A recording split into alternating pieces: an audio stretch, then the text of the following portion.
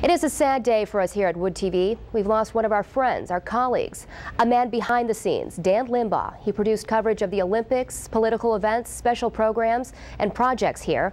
Yesterday, he died of cancer. He was only 52. Sports director Jack Doles and photojournalist Bilal Kurdi put together this piece in his honor.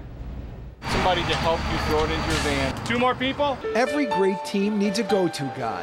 At 24-Hour News 8, it was Dan Limbaugh. Number 5 is up and running, hopefully. A behind-the-scenes wizard who did all the little things for our biggest projects. Out of the shot. Tonight, the grandest stage in sports returns to its roots. And the whole crowd was singing. Tonight's event gives viewers a sneak peek at what's in store at this year's auto show. Auto shows, parades, debates, Olympics.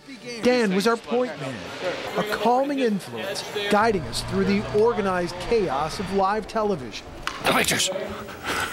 If something didn't work out, it didn't work out. He just let it go and moved on to the next thing. He could roll with things effectively, beautifully. Tomorrow's another day.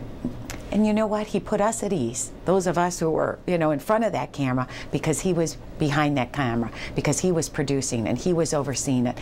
And we knew that anything we worked on with him would be well done. Well done. Dan was hired by WOOD TV in 1993 as producer for Live at 5. His creative mind and versatility on the job made him the perfect fit for the show. The thing about Dan Limbaugh, he is tireless. He was always tireless in his pursuit of a good story. He was so great at this. He could mine a story like nobody I ever knew. In 1997, Dan became special projects producer. The pressure of being live in the field always seemed to ease when he was on the scene. Dad, would you at least get my good side? Personally, I had the good fortune to hear that laugh on trips to Sydney, Athens, and Beijing. From half a world away, there was nobody you'd rather have organizing your coverage. When he returned from the Olympics in Greece, fatigue turned into a diagnosis of a rare form of cancer.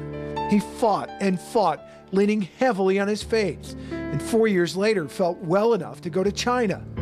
Unbeknownst to him, the cancer was back in his body. This time, there'd be no miracle. Loving husband, father of 3, and doting grandparent, Dan Limbaugh succumbed to cancer. We prayed for God's mercy, and I have to tell you, I don't know how he endured all that he endured, how his body sustained all that it did. The courage of that man, the strength of that man, and the will of that man to live is something to behold. You're a great guy. You've done amazing things in this life, and it's okay. You've made your mark.